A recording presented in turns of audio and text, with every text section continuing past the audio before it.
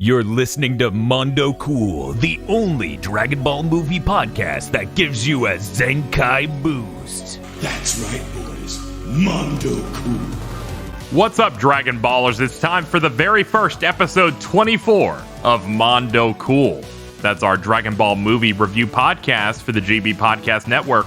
I'm your host, KZ Excellent of KZExcellent.com, and with me, as always, are scholars of the Dragon Ball universe, that being Dan and Bob Video Games from GigaBoots.com. I hate Saiyans, but I'll you know what? I'll include Namekians. I'm here too. And questionably animated Mr. Field from Mr. Field's Wild Ride. I made this thing to negate the gas in 13 seconds. Thank you. Man, that is just really, really convenient. So on this show, we come together, we watch every single bit of Dragon Ball movie, OVA type of media. All of it, including stuff that was packed into a 7th gen video game. We talk about it, go through some segments. It's a lot of fun. This episode, very special as it celebrates 2 full years of this show. Wow. This is month 24 of Mondo Cool. Some exciting times. This also ends up being the final episode in which Dan has to summarize these things that we watch. Soon I'll host my own show and free him. But that's once this podcast itself is over. But before all of that, you have always had the chance to get this stuff early. And Phil's going to tell you how you can do that and how you can pay for my lunch. You can go to our Patreon at patreon.com/gbpodcast. For as little as $5 a month, you get access to many benefits, such as early access to this and Chugging Bleach, our 2 anime review podcasts, a Patreon exclusive show once a month where you get to vote on what good or bad thing we watch and talk about, and extended armchair dev pitches and gamer premonitions where you get to hear the things that we didn't get to say because the format of those shows are cruel. That's patreon.com/gbpodcast. And if you don't have any money, you can tell your friends, and maybe they have money so KZ can get a famous bowl. Ooh! Thank you, Phil. We've done a lot of Dragon Ball programming on here from all different eras of the Dragon Ball series. We've done some really good stuff, some really pathetic stuff, some live action stuff, but nothing could truly prepare us for a thing that Phil described as the most pathetic thing we watched at the time, getting a remake that is half the length and a pack-in for a video game. This month, we watched Dragon Ball Z Plan to Eradicate the Super Saiyans. Ooh. Or, as it's called in Japanese, Dragon Ball Z Gaiden Saiyajin Zetsumetsu Keikaku. Thank you!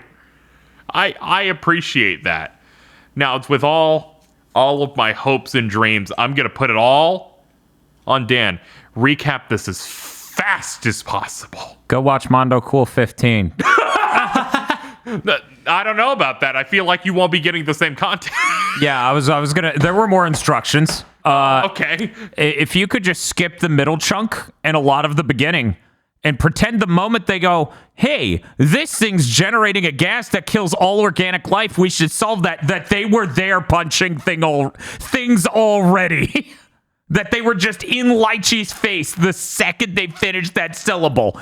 That is the experience of watching this one. Yeah, they teleport to the planet so fast, it's crazy. It's so fast they don't show them teleporting there. Yeah. They're just there now. Yeah, this movie has 2 scenes. It does, in fact, have 2 scenes. They also have new technology where they will draw one thing and then zoom in on it, and then I'm losing my mind. Yeah, they did digital zooms way too far nonstop all throughout that. They did like 3 or 4 in a row. We're like, stop! Yeah, what the fuck are you doing? This is the worst any of these has ever looked.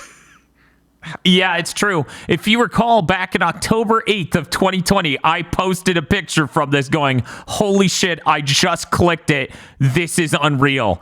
And yet again, I have posted that image. And there it is, folks. It was the worst it's ever been. He posted that image at the time, and I'm like, that looks really terrible. Then you watch it and go, they did mouth flaps for this part. Yeah, Vegeta talks in that scene, and I'm like, why? That's not even Vegeta you drew.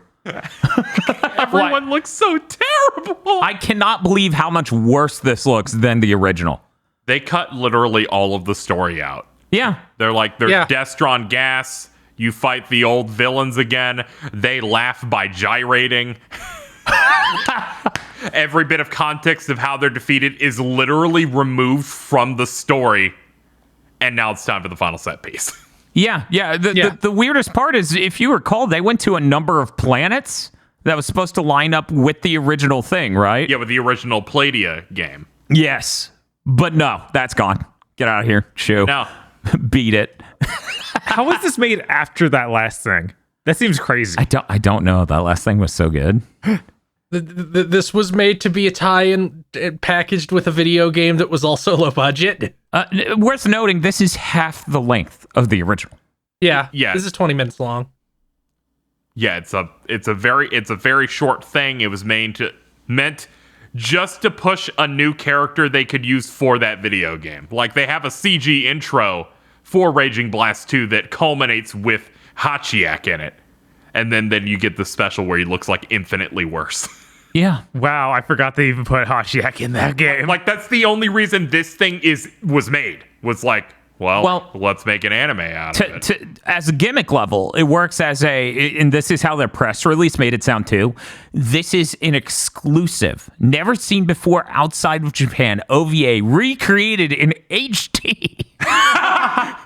So they say. Sure. Yeah, the version we had was clearly Vita resolution. Yes, it was Vita Core. It was, oh my God. Yeah, this is rough. This is easily the roughest looking thing in all of Mondo Cool. Which is great because we called the last thing the most pathetic thing we've ever seen. So it's like they found a way to top it. What are you talking about? Evolution looked great. Oh, I'm just talking about the original plan to eradicate the Saiyans. Oh, okay. I thought you saw it meant the last thing we reviewed on Mondo Cool. I'm like, that's a live action movie. It was hilarious. Yeah, no. This started becoming delightful for me because of how bad it was. Where I'm just like, none of them can laugh right. They just shake. Yeah, their shoulders pulsate is the way they animate them laughing, and it's nonstop. It was driving me nuts. For at least a third of the final battle, they forgot Piccolo was there. Yeah. Yeah, that's bad. Yeah. And there we go. That's your summary. Yeah, that really is it. The only piece of depth they had for it was you have to count to 15. That's when he shoots the thing. We should all shoot him at the same time. It's over. We shouldn't dodge it and then shoot. We should beam clash. Yeah. Yeah. It was very smart. Okay, so thank you so much, Dan. I really appreciate that. No problem, Casey. All right, so we're going to move on to our segments.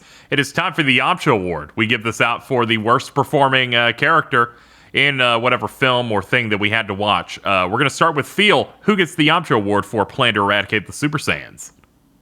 Namco Bandai. Damn, he stole mine. Man, that's fucked up. We can give it to them back then and this week for that fucking new logo. Yeah, we sure can. Okay, Dan, you can go next. Oh, that's really unfortunate. He stole mine. Do we know for a fact Toei made this? I assume we know that. So I'm going to say Toei. I would say so. They're at least using Yamamura sheets that make everyone look like polished rubber. every piece of hair has to fucking shine. God. Yeah, this is the worst this has ever looked. This literally looks like it was animated by high schoolers in 2002 drawing Dragon Ball Z. It really sucks where that when Super Broly got announced and they showed like the new designs, I'm like, thank God they fucking put that dude in a closet. That closet was the Dragon Ball fucking heroes animating things, but still. Nobody that's where he that. belongs. No, people totally do, because it's insane. It's like, here, remember Dr. Wheelo? Here's him with a human body and a big claw hand. That sounds pretty cool. I don't know. That is cool, unlike anything that we just saw. Bob, who's your Yamcha Award winner? I'm getting the Piccolo. He disappeared. I wish Yamcha would disappear. Okay.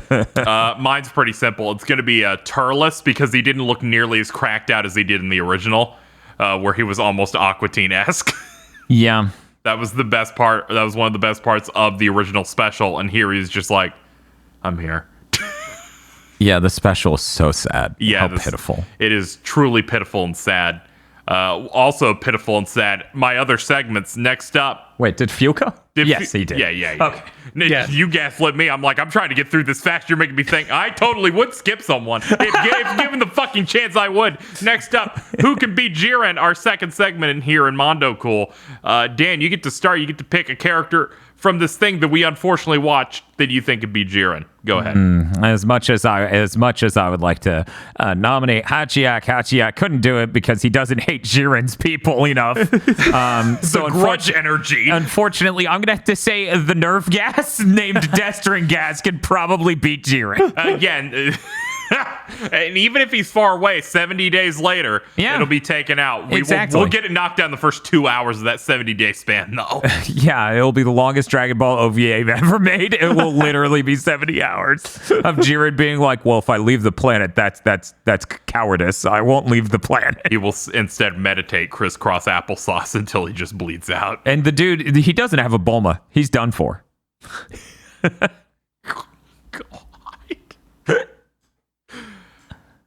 I'm gonna pick Bulma. Okay. She was able to immediately find a cure for the Destron gas off screen in 2 minutes. I think she can find some way to euthanize Jiren. She's gonna get a pill popper she found that's a for gun. cats and just pop it into his mouth. Nom, nom. If anyone wants to make one of those like WikiHow images that's like how to pill your cat, but it's But it's for Jiren? but it's how to pill your Jiren, please at all of us with that. Yes, no, that'd be great. Because that would be the greatest thing I've ever seen. Oh man. Okay, we'll do Feel next. The budget of this film. That's true. He would fall apart too. Yeah, he would. He wouldn't. It wouldn't look like Jiren, which means Jiren isn't there, which means he's disqualified for not being involved.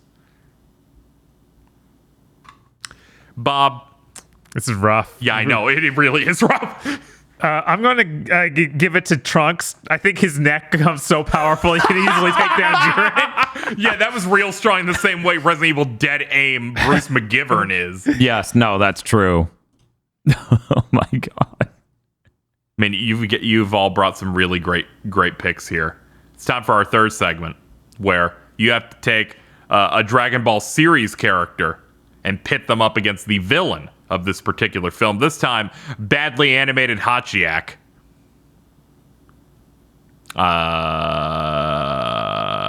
Bob?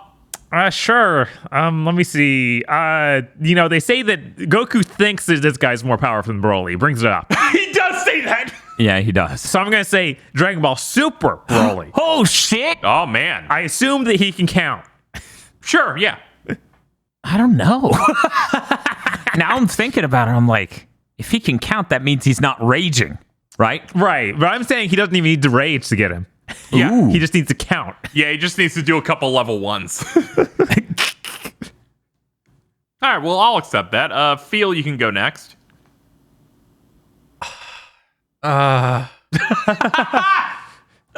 It's hard to even think about this movie, if we're being honest. Like, it repels examination. It really does. I'll say Dr. Giro, because he'll somehow just hack Hachiyak and turn him off. Like, no, fuck that. Boop. He DDoS's Hachiyak. Yeah. You know, I have something in a similar vein. I'm going to pick Birder. He's really fast, so he'll just be so fast he'll fucking fuck with him. He'll find his off switch and just effortlessly fucking take him out. That's his big characteristic, being fast. That was also Jace's characteristic besides being Australian. Yes. Yeah, that's why they were boyfriends. Yes. Bringing up the rear, Dan, what you got? So I'm going to say ultimate defeat is what I'm going for here. Okay. I think Daltaki could turn him into a doll. That's a fate worse than death. That's true defeat. You would wish you were dead. It's like, oh no, you've become a play arts Kai. Yup. And that is ultimate defeat right there. Yeah, the worst. That's way too expensive for fucking Hachiyak. I mean, Hachiyak doesn't even have a chance because he's not Saiyan, so he won't be powered by rage. I mean, nobody will come save him either. Like, nobody cares about Hachi. No one cares about Hachi. I love the mocking tone you had while watching this, going, why isn't he in Fighters? Look, I'm all for bringing in idiots. That's why I wanted 7 more Gokus. Yeah, but fucking Tsunamo before that. Assuming a Tsunamo needs to be the only striker exclusive character. God. You can't play a Tsunama. He's too powerful. Sure. Well, despite all odds, we managed to blitz through this in record time. So that brings us to, well, the most important thing we do. Where we have to review this Dragon Ball thing on a scale. And then we get to figure out how it ranks against everything else. So this is our 24th thing. This is Dragon Ball fucking plan to eradicate the Super Saiyans. We rank between 0 and 7. So the highest they can get is a 28. The lowest it can get is... All right, so we're going to start with Bob. I need your review and score. This is obviously a 0. Like, it's somehow worse than the original one, which I gave a 0. Yes, it is. Like, there's no going lower than this. I wish we could go negatives because it earns it. Yeah, I definitely asked for permission for negatives because this is the first thing that I feel deserved. And I'm like, I can't, but we can really stress how bad it is. Okay, feel. 0. There's literally nothing of value. You can't even say the idea is valuable because it didn't create it. It's a remake of something that had those ideas. Mm-hmm. Yeah. This is, It stripped out parts of the idea. That's how good it is. I love it because we're halfway watching and going, what score did we give it? I'm like, the only person who gave it a score was Feel. Everyone else said 0. Yeah. Dan. 0. Of course. If I could go negative, I would because it fucking deserves it. It is so unreal how bad this is. I assumed it didn't constantly look like that image I took a year ago. Yeah, I can't believe it constantly looked like that image you took. How? And we used to take screenshots of the original going, look how bad this looks. Yes. As much as I wanted to boost it up because a lot of it is really funny to me, this is embarrassing. I can't believe this exists. This is a 0, easily. Yeah, this is easily, hands down, the dumbest thing they've done with Dragon Ball Z movies. Yeah, this is the dumbest Dragon Ball thing I've ever seen, because at least Dragon Ball Heroes going, here's Cell X, the Demon Lord or whatever. That has value. That's something different. Yeah, that has a Mew 3 energy. Yes, and that is valuable. This is not. No, it is not. Yeah, this is the most pathetic thing we truly have ever seen, which means it's my distinct privilege, because no doubt, we have a tie here. This is at the very bottom, correct? Uh-huh. That's the deal. There's nothing else. We literally gave it all 0s. I asked for negatives. I was denied. Yep. All right. You can't get lower than this. This is undeniably the worst one. Good. That makes my job easier as I get to rattle off our top 24 here. Number 24, what we just saw. Plan to eradicate the Super Saiyan people, as Dan has wrote it in our list here. Then number 23, Dragon Ball GT, A Hero's Legacy. Then Dragon Ball Path to Power. Then number 21, Plan to eradicate the Saiyans. The source material, which was, again, an animated thing to be a guide for a video game. Then number 20, Bio Broly. Then number 19, The Return of Cooler, which I'll remind you, everyone was sad going, oh shit, this got real bad. How is it this bad? Yeah, I thought that shit was way cooler from memory. Yeah, so did I, as a big Cooler fan. No. Then number 18, History of Trunks. Then we start hitting things that aren't abysmal. Number 17, Wrath of the Dragon. Then number 16, Bardock, Father of Goku. Number 15, Dragon Ball Evolution, the thing from last week. That's almost 10 times better than what we just saw. Number 14, Tree of Might. Number 13, Sleeping Princess and Devil's Castle. Number 12, Broly Second Coming. Entering the non-evil colored part of our bar here. Number 11, Curse of the Blood Rubies. Number 10, Broly, the legendary Super Saiyan person. Number 9, Mystical Adventure. Number 8, World's Strongest. Number 7, BoJack Unbound. Number 6, Cooler's Revenge, bringing us to our top 5 of Fusion Reborn, Lord Slug, Super Android 13, Dead Zone, and Son Goku and his friends return. Wasn't it such a great vibe? Yes. 2 episodes ago when we gave something a 25 Yes. out of 28. Yeah, that was great. Over the course of 2 episodes, we dropped 100% of the score. How do we do it? We had already dropped like 70% of the score in between episodes, but now it was truly, completely fucking gone. At this rate, by episode 26 of Mondo Cool, we will be at negative 25.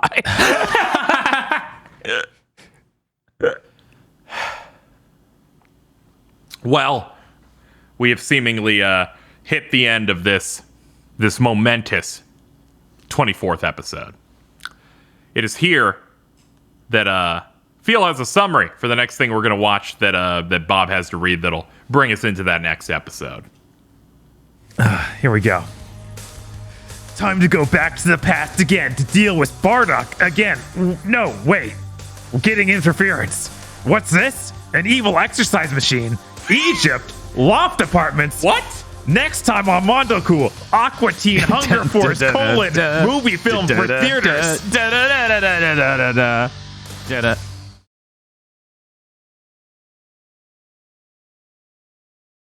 You're listening to Mondo Cool, the only Dragon Ball movie podcast that gives you a Zenkai boost. That's right, boys. Mondo Cool. What's up, Dragon Ballers? Here we are with Mondo Cool 24.5, the long-awaited event. I'm told this is a Dragon Ball film. That we're doing. We already did those bits in the episode already, so we can just jump right into this here.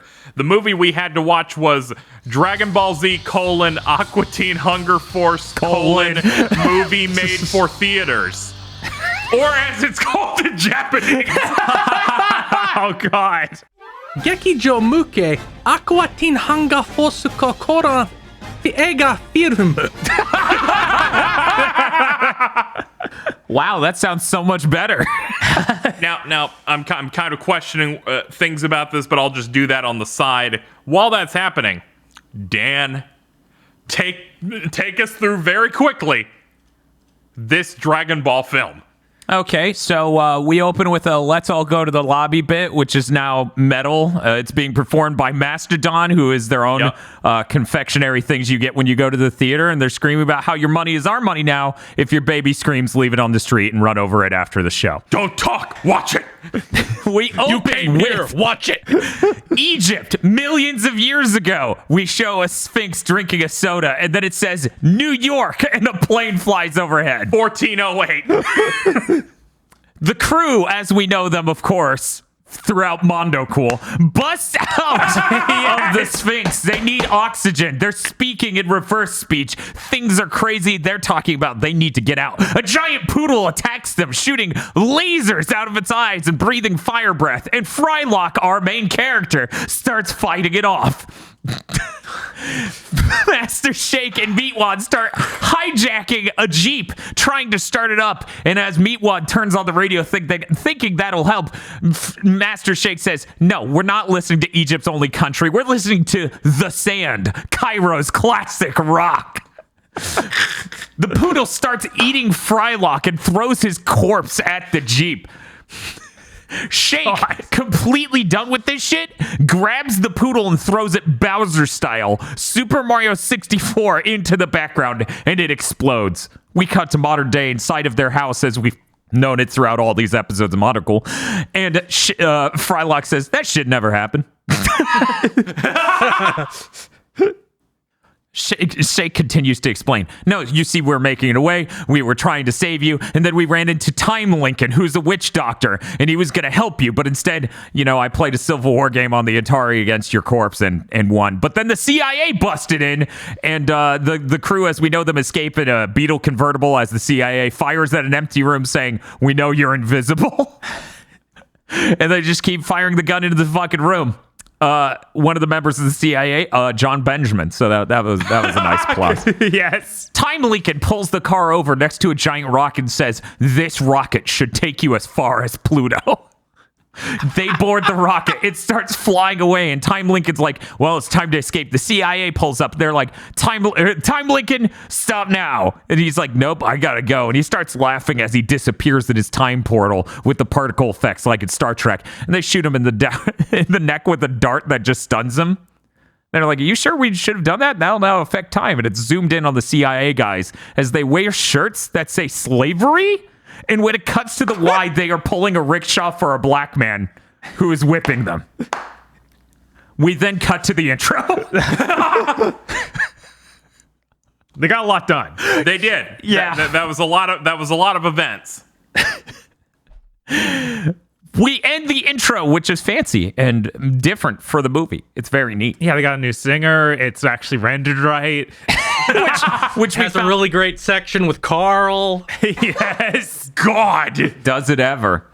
The intro ends. We cut to Dr. Weird in his castle going, my father built this castle years ago, saying weirds would live here for thousands of years, and now it's being turned into lofts. As you see, the castle is just being rebuilt into lofts to be rented out to people. And some dude's like, you can rent it if you want. And he goes, "No, it's fine. I don't want to leave." And then he turns inside out. Meat on the outside, skin on the inside. The dude gets scared and starts running. He laughs and he goes, "No, we wanted to pay," and rips his heart out. Me when I ask my artist friends for things. But we want to pay. We cut to Meatwad performing at a concert with a toy guitar. There is a cat cannon.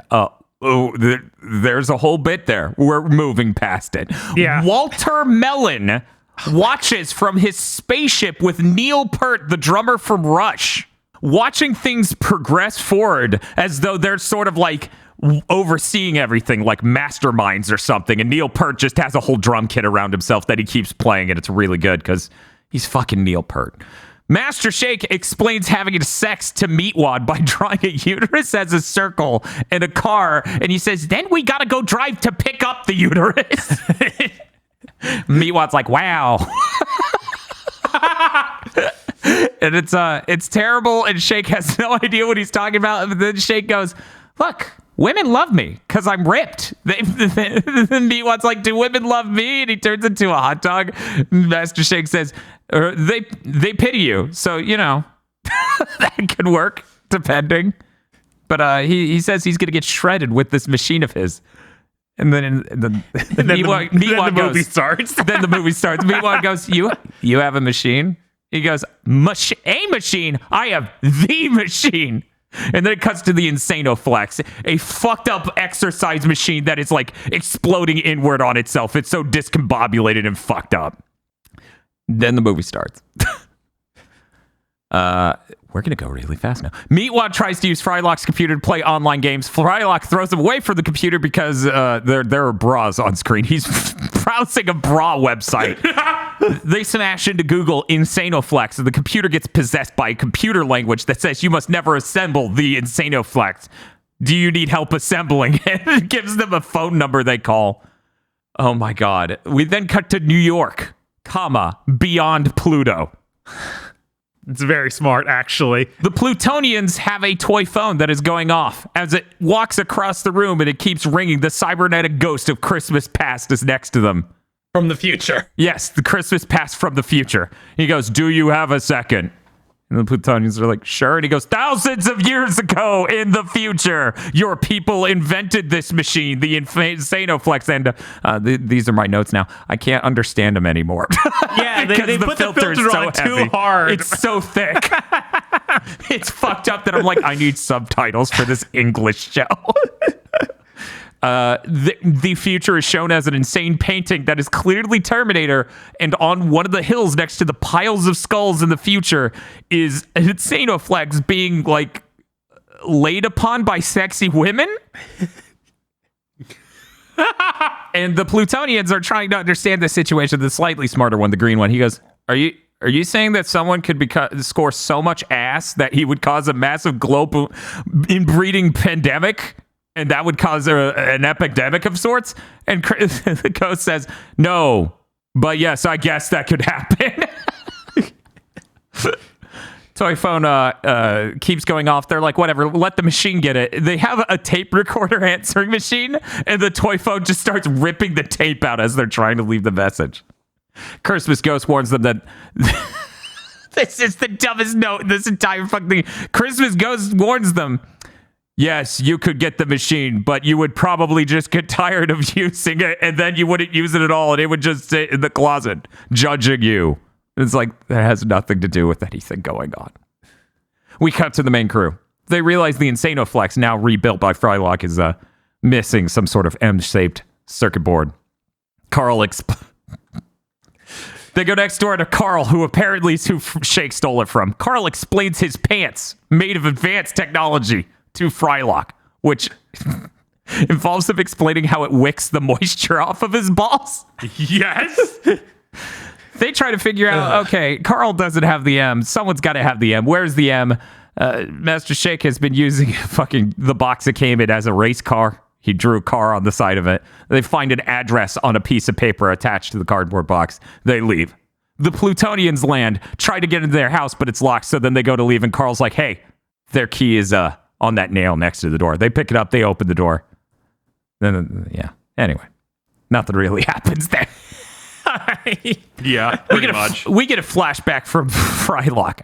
He's young. There's a vat of oil. Weird has Steve shoestring some potatoes and Weird dunks his hand into the boiling oil, burning it horribly. It burns and falls off like a matchstick. And he goes, good, it's ready. Frylock starts getting dunked into the oil, and then he wakes up. We cut to the danger cart, which for people who don't know, that's a rickshaw that Meatwad powers. We cut the danger cart going up the side of the castle's mountain. They go in. The crew's now talking to Rob, which was the guy from the Lofts, and a monster, a really weird monster. This goes nowhere, so they leave. When they leave, it turns out the crew wasn't the crew. They were, in fact, two of the Plutonians, or the Plutonians, and the Christmas from Christmas, the ghost of Christmas past from the future. We cut back inside, Rob and the monster with Dr. Weird and Steve. Yes. They just ripped the fucking suit off. The main crew actually starts walking up, and the Plutonians, still in the disguise of the main crew, along with the Christmas ghost, just goes, quick, we need to hide. And they start making out in a doorway in the background. Shake tells them to get a room, and they keep walking past. They then go, okay, they're gone. And then they start making out again, at least the orange Plutonian and the ghost, while the green one just watches, and it's terrible, and everything's terrible. It's truly vile. The crew now actually enters Dr. Weird's room and starts torching up everything, including a chicken. As they keep torching up the place, trying to get the M circuit board, they get missile codes, and they're like, we didn't come here for missile codes. And Meatwad's like, I did. Starts launching a missile, which kills Space Ghost. Anyways, they find the M circuit board. It's so sad. It was. He's like, does anyone else smell missiles? I'm archive footage. God, it was so low quality.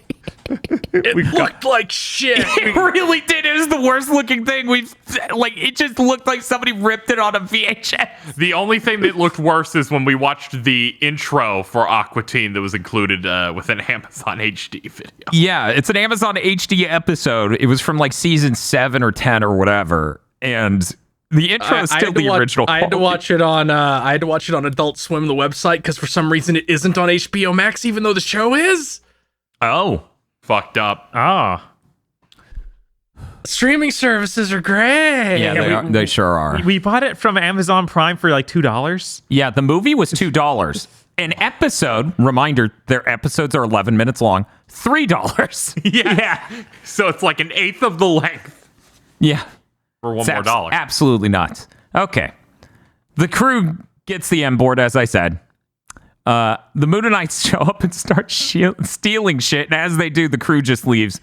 Weird rips out of the chicken, which is really funny because the Moonanites are like, dude, what is wrong with your chicken? The chicken's been on fire screaming for the past 3 straight minutes. Yes, it's true. Just the background radiation of the show now.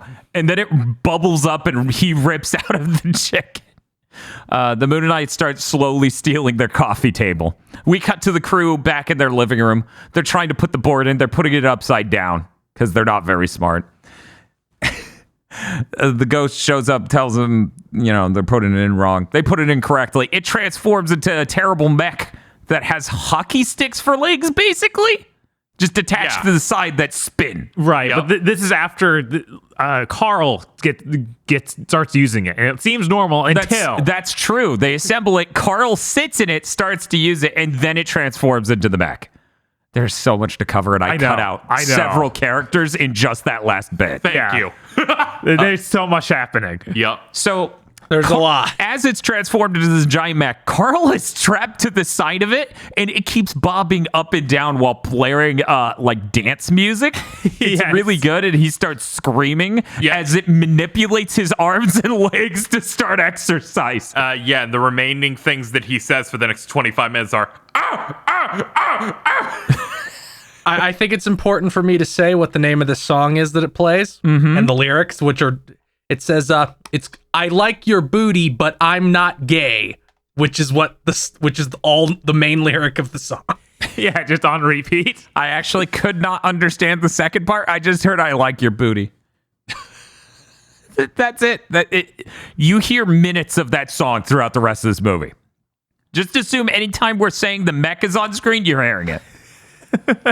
So, as this happens, Carl's screaming in pain. Walter Mellon is laughing at them inside of a spaceship with Neil. We then cut to the reveal that is the spaceship they're watching from is in fact a normal-sized watermelon floating just above the ground next to them. And Frylock's like, "What the hell is this?" That doesn't matter though. The mech starts running away with Carl. They're like, "How the hell are we gonna stop this?" And the ghost says, "You must push the stop switch." Frylock goes, "There is no stop switch." Then there's a pregnant pause, and the ghost says, "Then it cannot be stopped." This is almost what we were talking about with Bio Broly. Yeah. Where it's like,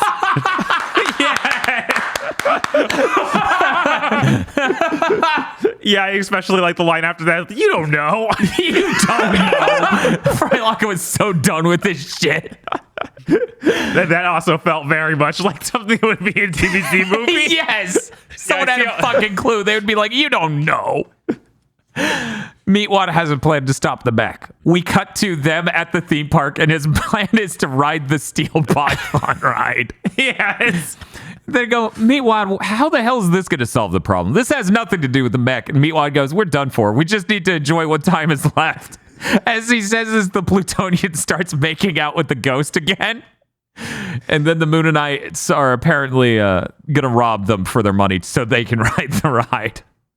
I think they're going to sell them the furniture they stole so that they can ride the ride. yes. Yes. yeah, that was their pitch. That was the pitch originally. But then they were like, "Why would we want the furniture?" So then they shot that bullet. Remember? They did. They pull out the gun and they shoot the bullet, and they're like, "Give us your money so we can ride the steel python."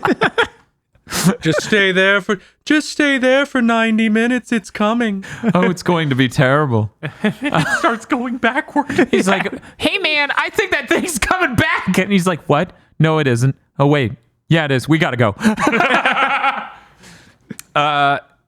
And then Frylock points out, "Meatwad, you're not tall enough to ride this." And Meatwad's like, "Sure I am." And then he turns into a giant office complex made of meat. Yes.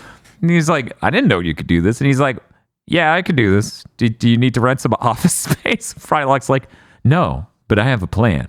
And apparently the plan is to turn Meatwad into a mech. Yes. We cut to the mech downtown. Carl is fucking shredded. He's absolutely huge. Still screaming in horrible pain as this song plays. Meatwad becomes the giant mech. And as they're trying to discuss the design, Meatwad's like, "Wait, I have an idea to improve it." And then he turns his normal shorts into ripped jorts. Yeah, there we go. It's like, see, they're jean shorts now. Yeah, and Meatwad's like, "They showed them to me." What is it Frylock says where it's like, this is a fight, not a pride parade? I I couldn't remember exactly what he said that about because Meatwad said so many asinine things about the mech design. Yes. It's just that it was wearing normal shorts and Jake, like I mean, Fry likes to change it to something else. Those aren't tough. This is a fight, not Pride Parade. It's like changes them to denim shorts. Yes, he's a real bad dude, obviously. The mech starts coming for Meatwad, starts running down the road past him, and then it just runs completely past him, and he's dropping all these tiny balls all over the street. It's fucking weird. Frylock realizes, wait a second, these are eggs. Now I skipped a part where Shake was not going to help with any of this because I thought it wasn't going to be important.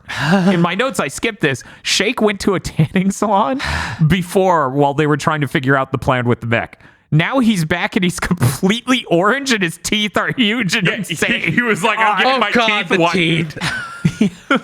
So his teeth are like absolutely comically huge. The world's largest set of chiclets. Yes, it's like when Courage the Cowardly Dog has like a smile that's 5 times the size of the rest of him. It's one of those situations. Ghost of Christmas Past explains, see, everyone gets so shredded that they stop eating bread entirely in the future. Then there's a yeast uprising. Now, this was truly unimportant. Yes, that's the entire note. Shake abruptly gets hit by a truck, which knocks out his teeth, and his tan falls off like it was just the shirt he was wearing. Yes. We got back to the apartment. Meatwad is wearing Shake's teeth. It's sitting on them like a throne. I'm going to be honest. Yeah. I despise this entire section. It's so fucking insane. The eggs start hatching. A tiny Insanoflex comes out of the egg that hatches in front of them, and it starts dancing. And Frylock's trying to figure out what this thing is. They need to figure out how to defeat it. And Meatwad goes, it's from an exercise tape. He shows them this VHS that's an exercise tape where the fat people get hunted on an island by these mechs. That's it. With no pants. And the mechs shoot lasers at their heads and blow off their heads.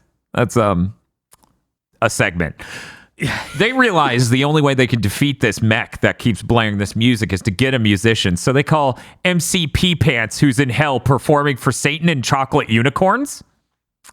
Satan blows fire breath and melts the unicorns. Anyways, MC Pee Pants or McPee Pants says, hey, I got to go to the surface. I'm getting a phone call. The reception's down here's too bad, though.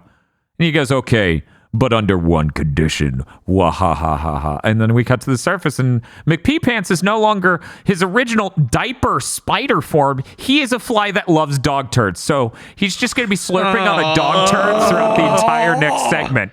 We're not going to talk about it though. This thing was really losing me here. So they explain to him the problem that they need him to drop a beat. He starts dropping a beat. It's pretty good. And then Shake kills him with a fly swatter. And then he starts hitting Meatwad with the shit-covered, dead fly-covered fly swatter. Yeah. End scene. They now head down to the roller coaster where the mech is. The Moonanites are now riding the roller coaster. Yeah, they are. Frylock says, I'm tired of this shit. I'm going to blow everything up. Everyone starts screaming. Meatwad says, you can't just blow up your neighbor, Carl. He has so much to live for, like porn. A giant collection of porn. Yeah, who's got to take care of that? And then he's like, oh, you're right. Shake, who has been insisting he's a musician this whole time, starts playing on his acoustic guitar. And the mech gets horribly, horribly depressed. Yes. Walter Mellon laughs at everything, saying it's going according to plan. Shake's playing is so bad that the mech kills itself. And falls all the way down from like 80 feet. Yes. Crushing Carl.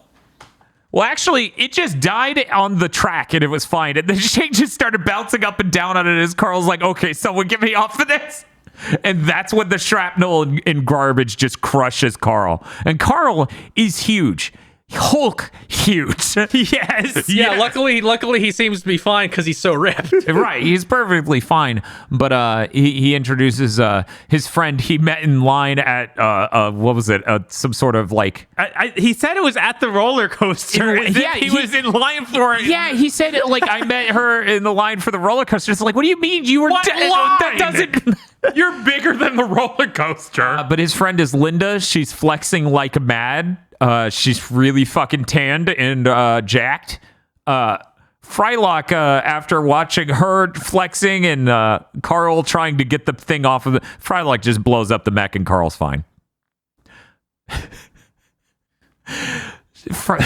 Carl's like, okay, now me and Linda here are gonna go to her place to investigate something else. Because he's Carl. And then the weirdest conversation happens. Everyone starts talking like bitter incels about how they wish they were getting laid. Frylock shuts them all up to say, hey, the Insanoflex eggs are about to hatch. And then the ghost explains, yeah, the Plutonian invented it, the orange one, the stupid one. Frylock says it looks like we're going to have to time travel. One moon a night? Oh, no. Okay, so they decide to do that. Scene ends. We cut to the roller coaster Steel Python where the Moonanites are still just stuck on it because it got shut down in the middle of all this. And the small Moonanite tricks the other one into drinking expired mayonnaise he got on the trash, so he starts puking. God,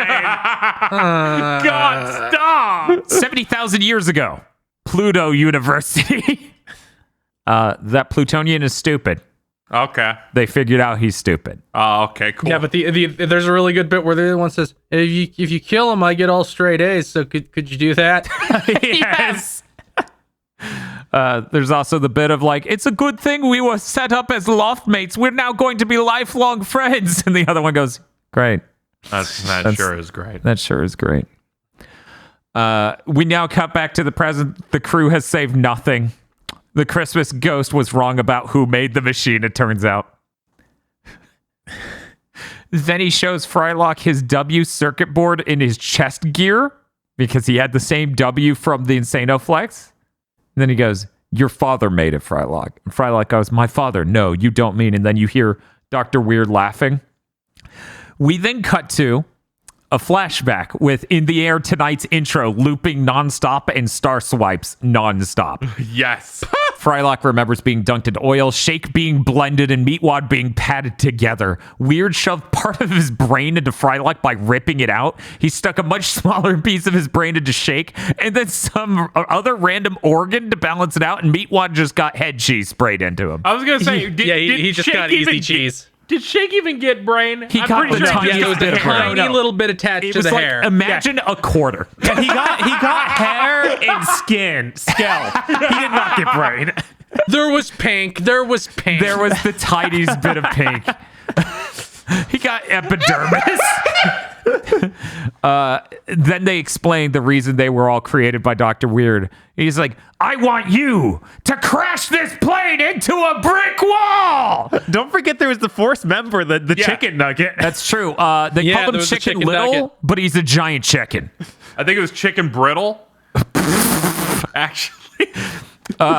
Yeah, he explains they were created to crash a plane into a brick wall for no reason. Frylock says that plane's fucking stupid, so he hijacks the plane and they fly to Africa where they say they're going to solve world hunger. And when they arrive, the chicken's immediately eaten by a lion. Yeah, they parachute down. It's worth noting that the chicken nugget, Chicken Biddle, is Bruce Campbell.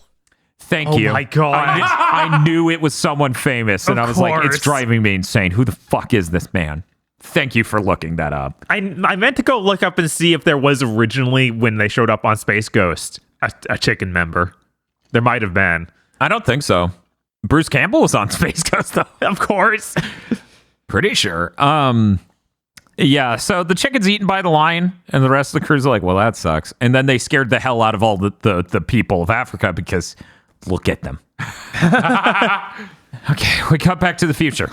Linda, Carl's girlfriend, was in fact Dr. Weird in disguise, who rips himself out of her suit and straps Carl to the bed with chains and shit, and pulls out a knife. And we're like, oh, come on. He cuts all of this happens off screen. He cuts all of Carl's muscles out to make a muscle suit and starts fighting Frylock with it after calling Frylock daddy.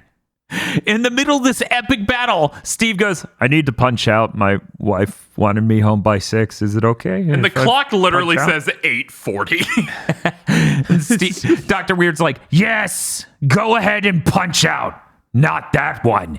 Yes, that one. And it pans over to a card puncher that's made of a giant scary skull. That's biting. Yes. And then he punches his card real quick and it works perfectly fine. And then he's like, okay, well, I'm going to go. The noxious gas is let out of it that melts everything off of Steve. First his face, and then his skin, and then his muscles, and everything. And then Weird starts laughing. The huge. Weird starts screaming at Frylock, calling him daddy, and saying that he made Dr. Weird. He goes, what? What do you mean I made you? He goes, don't you remember? You bought I wanted a death teddy bear, but you wouldn't let me have it. He's like, yeah, look at that thing. It's covered in blades. And as he's pointing out how dangerous it is, Shake comes up and just puts his hand in one of the buzzsaws. Yeah, because this thing is just covered with blades that are spinning. Yeah, like, it's not reasonable at all. Yeah, it's like literally says it'll chop off your hand. So Shake immediately comes in and loses a hand to Sticks it. in a hand, and cuts half of it off. Great. It's so good. He's just like, wow. Okay, I don't need that back. Weird pops open the back of Frylock's jewel, which has a VHS tape in it labeled Memories. My next note says, a lot happens, but... Yeah. Shake blows out Meatwad with a shotgun because who knows? Walter Mellon tells Neil Peart to play the drum solo of life, which he does, and everyone watches as Neil Peart plays an amazing drum solo because he's wearing a portable drum kit attached to his body that he walks with. It's so good. Neil successfully revives Meatwad. I'd like to also point out that both him and the Melon are really small, so it's just a really small guy. Oh yeah, tiny, like 3 inches tall. Yes. Neil then starts walking over to Steve to revive him, and Weird goes, no, you don't have to. He starts walking and then back. Steve starts walking back. Walter Mellon says he made them, and it was his plan to have Fry and Weird destroy each other so that way he could use their houses to make a gym. God. He's pissed as hell when Fry tells him it's not even zoned for making a gym or a business. So We his plan rent. sucked anyways. Yeah. He goes, yeah, we all rent. Yes. A critical part of this was that the fucking Weird headquarters has now become condominiums. Yes. And they're like, you can just keep this one. You're very scary. Walter says he's going to tell Fry's mother about all of this and then leaves. Fry goes, mother? And then out of nowhere, a 9-layer burrito with giant tits appears and goes, I'm your mother, Fry. And Fry says, cool. That's neat, I guess, or something insane. Something like that. Yeah. The fucking confectionaries from the intro start walking out and doing the let's all go to the movie things, but they sing a song about how your shitty job won't pay you enough to watch it on your HD TV. And then you came here alone, so you're going to go home to masturbate. Yes. And then the movie ends. I look it up later. The giant-titted burrito, 9-layer bean burrito was, in fact, Tina Fey. And that is 24 and a half Mondo cool. Aqua Teen Hunger Force : movie film for theaters. Whew. Thank you so much, Dan. We're gonna get through this at an express speed. We're gonna start with feel on this one. Real quick, I gotta say, this has to be the easiest this has ever been for every segment because there's so much in this movie. Yeah, so much happens. Yeah. Like, this is like 12 DBZ movies. Yes, it is. Yes, it is. We're moving on to our segments. The first one we have here is the Yamcha Award. We're going to start with Feel. Who is the worst performer of this movie? Cartoon Network, because they don't pay Carrie Means' voice of Frylock residuals, so when his house got blown down by a storm, he had to use GoFundMe. That is absolutely fair. Yes. Yeah, it's rough. I threw in on that. Bob. Yeah, so did I. I'm gonna give it to Steve. I know Steve never performed as well, but here he is literally vaporized. Come on. Technically, he melted. Yes. I'm going to go next. I'm going to pick that green Moononite that just blindly drinks mayonnaise that came out of the trash. Oh, man. Yeah, that's mine. That's Ignoct is the green one. It Yes. knocked. Okay. Yeah. Yeah, that one. Yeah, fuck that guy. Dan, you're up. Carl, he's so ripped. Why couldn't he rip out of those chains or lift that metal sheet? I don't understand. I don't know, but when they cut him with all the skin cut off, it was the worst. I skipped that part in the description. Sure did. He, I don't know, guys. He obviously just worked out too much. He can't even move. Oh, God, I didn't Hey, even talk about hey. him drinking the supplement that Linda made. Yeah, that's like monkey hormone organ supplement or some horrible thing. Okay, we're moving on to our next segment. This is the greatest it's ever been. You have to pick a character from this movie that can defeat Jiren from Dragon Ball Super. Dan, you can go first. I'm gonna go say Dr. Weirdgood. Yeah, you trick him into eating tacos or corn and die. Or just have a punch a time card. Anything. That's true. I mean, Muscle Dr. Weird could easily defeat Jiren. Yes. That dude got sawed in half and seemed fine. All right, we'll go to Feel next. The Insano Flex. That would have been a very different tournament of power. Yes. Yeah, it just kept going. Bob. The Moononites. They'd shoot the gun. And then the Jiren knows he'd be a coward not to stand there. Yeah, and no, take he it. won't dodge it. So obviously they just win. Now here's my question to the audience and everyone here. Did we say that already within the run of Mondo Cool? Because I think we did. Probably. We probably have made a joke about it, yes. That he would just wait. However, it's been so long, I'm allowing a second use. Oh yeah, absolutely. Because it wasn't in this segment. Yeah, the Moon Knight didn't actually show up until now, surprisingly. Shockingly, yeah. I'm going to pick Shake. He's just going to pull out the shotgun and blow fucking Jiren's brains out. Oh no.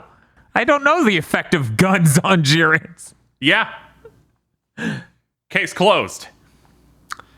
Oh, God.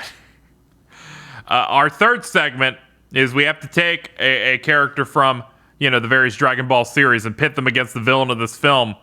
The Insano Flex. Yeah, I'm going to pick that. I'm going to say that. Okay. That is what we will use as our subject.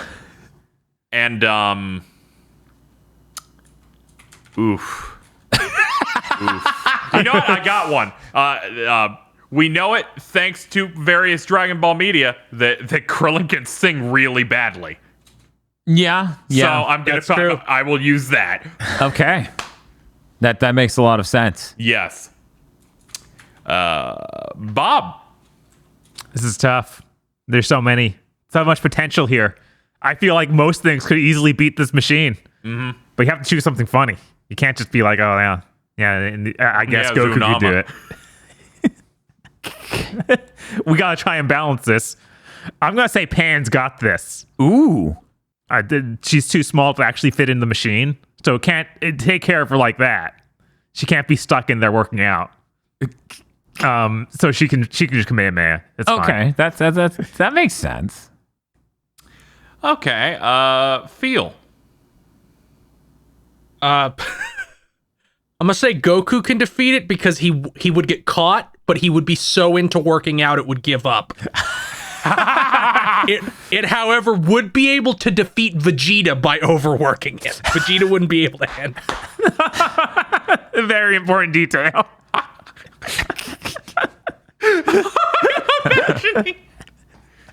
I'm just imagining Vegeta, but with Carl's face.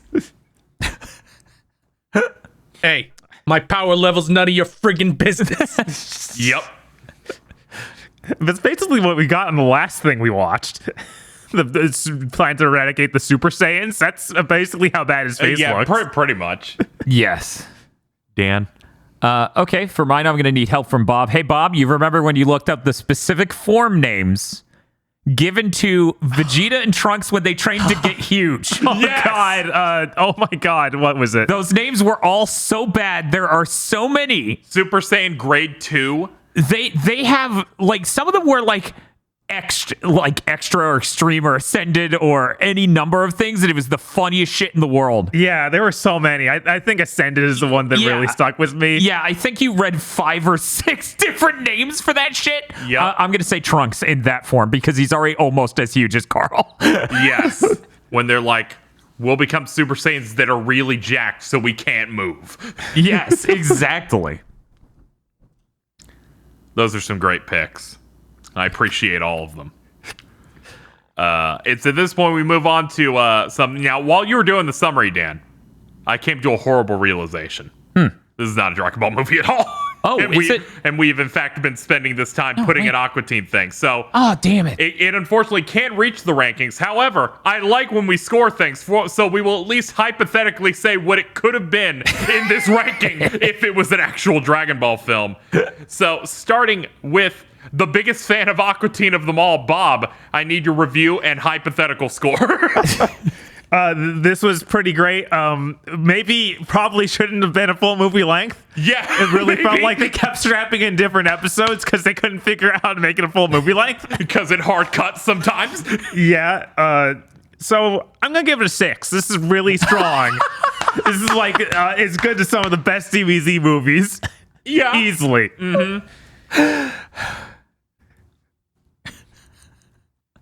Dan. I'm gonna say it's pretty strong. It's not the strongest. I would say it belongs somewhere around Mystical Adventure and World's Strongest. So I'm gonna give it a 4. Oh, okay. That kind of that would logically, hypothetically make some level of sense. It has great use of characters. It is a lot to take in, though. It's overwhelming in a way most Dragon Ball Z movies aren't. I wish they had this much lore for characters in a freaking Dragon Ball Z movie. It's overwhelming the way Rise of Skywalker is overwhelming with the Yes. amount of events that are happening. Somehow, Dr. Weird has returned. Phil, what do you hypothetically give this Aqua Teen Hunger Force movie? I'm sitting at around a 4. It was a pretty enjoyable watch, even if it had the energy of an episode of a TV show that was 90 minutes long. Well, I'm also similarly where you guys are at with a 4. There are a lot of parts that were truly amazing and hilarious, though there are some truly vile things here that were on the level of, why'd you do that? Why'd you do that thing with that mayonnaise? Why is that thing still sucking on that dog turd? Can you please anything but this, which really knocked it down for me, and also could have maybe trimmed this down a little bit. But hey, you have to do what you have to do to hit theater mandates, I guess, because those credits ran real slow. Yes, that was the slowest scrolling credits I think I've ever fucking seen. I don't think credits get counted, so it doesn't matter. That's even better then. Yes. God, I just think about how we weren't able to go to the movie theater, normal ones in our town for this. We had to go to like the bad movie theater. A bad movie theater in another city. Yeah, it didn't go to regular movie theaters at all. So, hypothetically, if this was in our rankings, this scored a grand total of an 18. Which means it's tied with BoJack Unbound. Now, because we already did a ranking this episode, like earlier, like 20 minutes in, I'm not doing it again. We'll handle the tie that we currently have here next time. So don't worry, we will decide it. You just wait a little bit. There's still some more to go though, and Bob's gonna tell us what we have in store next time on Mondo Cool. Here we go again. Okay, we're done having fun. Back to Bardock. Have you ever wondered if a backstory could be so stupid everyone rejected it before it even came out? Well, it can. Next time on Mondo Cool, episode of Bardock. This month's GigaBoots executive producers are Esme, E. Lee Broyles, Star Falcon, Spaceman Spiff, Red Blaze 27, Brendan O'Sullivan, Dobo Muito Real, Ace Gundam Pilot Adam Admar, Cooper Tank, Zilter, and Virmvarn. Thank you very much to our executive producers. And also these gamers. If you want to be a gamer or ascend to God Kinghood, then head on over to patreon.com/GigaBoots today.